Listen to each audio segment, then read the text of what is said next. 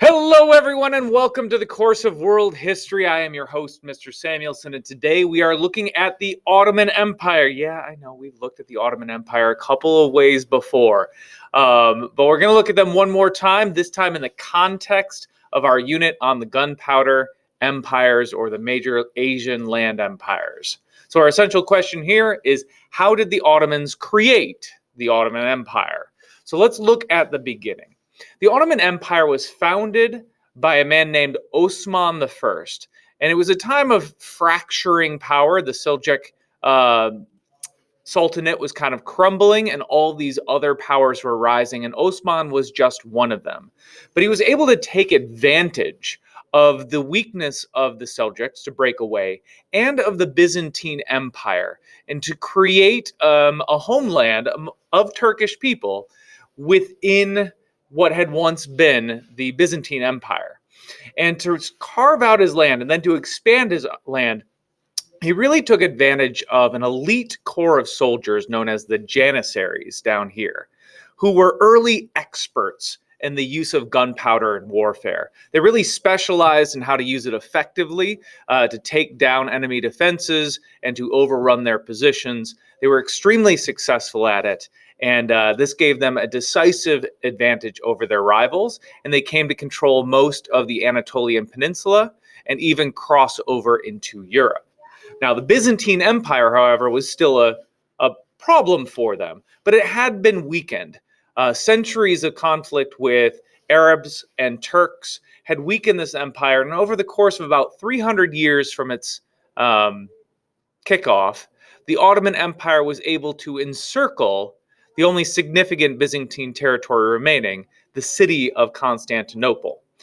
Now, once the Ottomans are able to take that capital in 1453, the Byzantine Empire, the old Eastern Roman Empire, will cease to exist.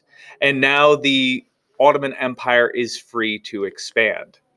So with this control of Constantinople right here, and of Black Sea trade, because anything going in and out of the Black Sea has to pass by Constantinople, the Ottomans grow wealthy, they grow secure, and they begin to push outward at a rapid pace.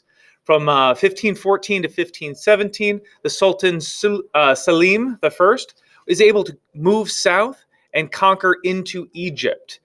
Also along the Red Sea coast, is able to capture the cities of Mecca and Medina. Pushing that expansion even further in 1526, Suleiman I is able to complete the conquest of Southeast Asia and really pushes into Central Europe, but fails to get past the city of Vienna, retreats back into Hungary, and kind of establishes a more solid Ottoman border in Southeast Asia.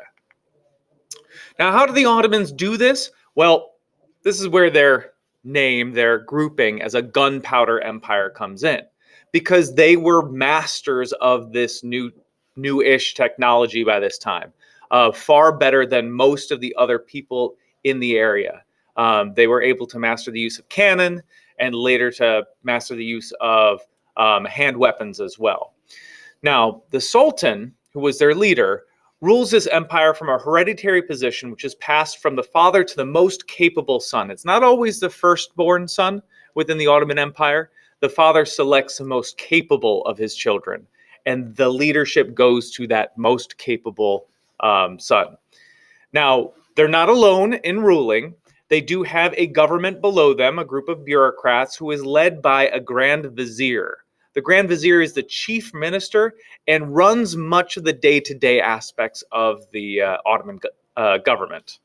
Now, Ottoman religion and art, the Ottomans were Sunni Muslims. Remember that Sunni-Shia split that we talked about? This is a Sunni group. And following their conquest of Mecca, they also claim the title of Caliph. Now, the Caliph is the successor of Muhammad as the leader of the Islamic people and the Islamic religion. So once they have captured Mecca, once they have claimed the title of Caliph, the Ottoman sultans become both religious and political leaders. Now, on the art side of things, the Ottomans are best known for their textiles, fabrics, and whatnot. and for their architecture. I want to draw your attention down here to one of their greatest accomplishments, the Mosque of Suleiman the Magnificent in Istanbul. You can see just an absolutely beautiful, stunning mosque that exists within the heart of the oldest Ottoman Empire.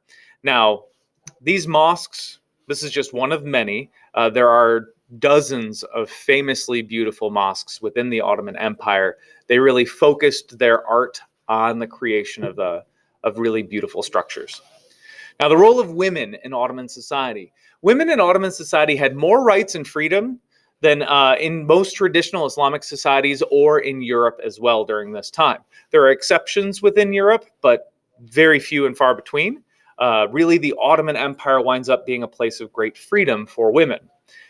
This was in part due to the relative equality of men and women in nomadic herding cultures. In herding cultures, you tend to see a lot more equality between men and women. And the Turks, the Ottoman Turks, had come from this nomadic culture, this nomadic background prior to settling in Anatolia and expanding their empire from there. And some of those traditions carried on through the centuries. Ottoman women could own property. They could refuse a marriage. They could obtain a divorce. Ottoman women frequently served in government, and on occasion, there's record of Ottoman women holding high positions in government, including governor of territories. Now, this empire was doing very well, was thriving for centuries, but starts to weaken right after one of its greatest leaders. This is because Suleiman the First had a couple of sons who were engaged in some behaviors which may or may not have been treasonous, depending on how you look at it. But Suleiman certainly looked at his sons' actions as treasonous, thought they were plotting to overthrow his rule. So he executed his two eldest sons, his two most capable sons, I should say. His surviving son survived in part because he was disinterested in government. He just didn't care. He wanted to live a relaxed lifestyle of luxury. Once this surviving son inherits the empire, continues kind of in his way and gives more and more power to the government ministers that surround him. The whole idea of, yeah, do whatever you think is right, rather than overseeing the ministers to make sure that what they were doing was right. And this kind of set the tone for his successors and their successors. And I'm not saying all of the Ottoman empires after Suleiman I were lazy and inept, because that's certainly not true. But you start to see a far larger number of lazy rulers who are willing to just let the empire run itself. But the problem is the empire doesn't run itself well. Government ministers begin to seek individual wealth and power at the expense of that empire, and the empire starts to collapse. All right, well, that is all for today. I hope you learned something in this lesson, and I will see you next time. Farewell.